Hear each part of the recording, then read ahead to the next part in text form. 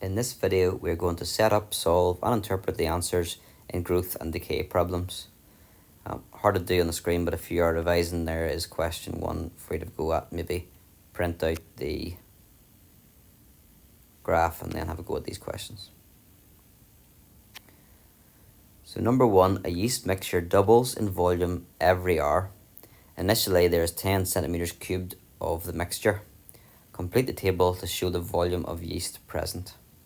So initially, 0 hours, the volume is 10 centimeters cubed. So that's that one put in already. It then doubles every hour. So in 1 hour, that'll be twice as big. So that'll be 20. After 2 hours, it's going to be twice as big as 1 hour. So that's going to be 40, then 80, 160, and 320. In part B, we have to draw the graph showing the volume of yeast against time. So that's simply just going along the corridor up the stairs, so to speak. Along the corridor 0, up the stairs 10, then along the corridor 1, up the stairs 20, and I'll just do that for all of them and in 2 seconds. So there I've plotted the points and they all should fit on actually accurately.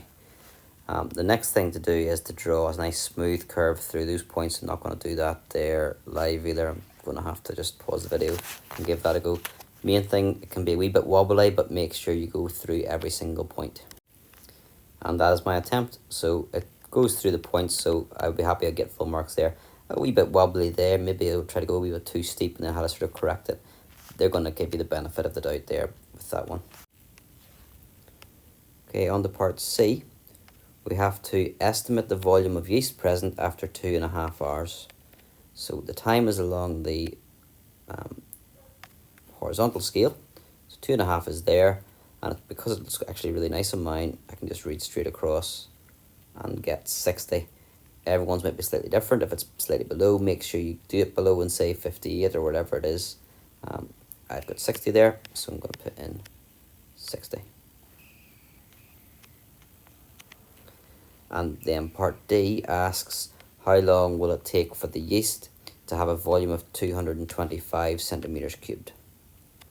So 220 is here, 225. To exceed that, I'd probably be best drawing my horizontal line and then reading down. So I'm going to do that now. And this is what I've come up with. Now, to read this off, we need to know the scale. It's in hours, so we can think of this as like decimals, like 4, 4.25, 4.5, 4.75. Or we can think of this in minutes. So for 15 minutes, 30 minutes, 45 minutes, 60 minutes. Might be easier to go with the minutes. So that would be 15, I would say 20, 25, and then 30. So probably about 4 hours and 25 minutes. That's maybe a wee bit smaller than that, maybe. But I think that's accurate enough for that scale. 4 hours, 25 minutes. Probably more likely to be 23 minutes or something. Okay, part E. We have to write a formula to represent the volume of yeast at any time. Well, to write a formula, we need to know the format, or what format would the equation look like for this type of graph. It is exponential growth. Everything was doubling, so the equation is going to look of this format, or a variation of this format. Y equals k to the power of x. That's exponential. You could also have a number in front of it too. Any coefficient, let's call that a. Now, this bit here is what makes it increase over time. And what's happening is it's doubling. So that would tell me that it's going to be 2 for that bit. 2 to the power of something. Let's deal actually with what are y and x. Y is the y-axis, which is your volume, so v, and x is your time axis, which is t. So we should actually have v here and t here. So the only thing we don't know is this coefficient. What is this going to be multiplied by? I'll re-emphasize the 2 later on, by the way.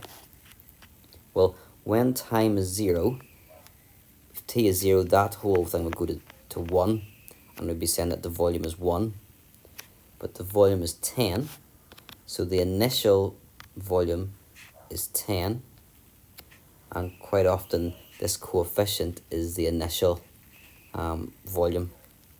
So sometimes that's called V naught, and in this case that is 10.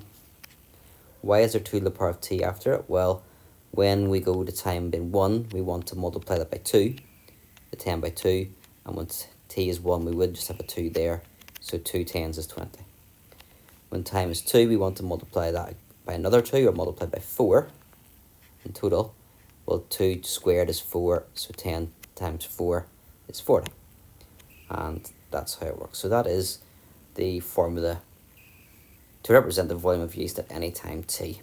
And then we can use that in part F.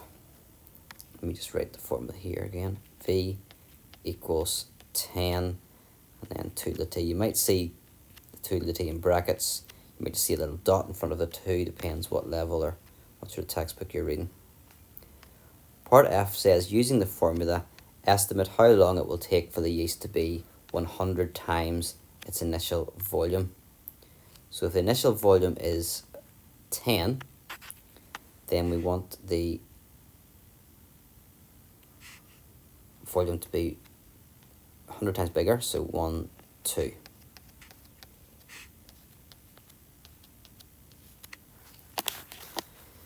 Okay, so if the initial volume is 10, 100 times bigger, 10 times 100 is 1,000. If we divide both sides by 10, that gets rid of that 10 on the right hand side, we get this. To solve that, you would need to use logs at GCSE for the maths level. We don't have that available to us, so we're just going to use trial and improvement. I don't like that it's not clear that that's how we have to do it, but that is how we will make an estimate in this question. So 2 to the power of what roughly is 100? Let's go with 2 to the power of 5. 2 to the power of 5, 2, 4, 8, 16, 32. Not a good guess. Let's go with 2 to the power of 6, that would be 64. 2 to the power of 7, that would be 128. Okay, we need it to be 100, so it's going to be a number between 6 and 7. I'm going to go with 6.5.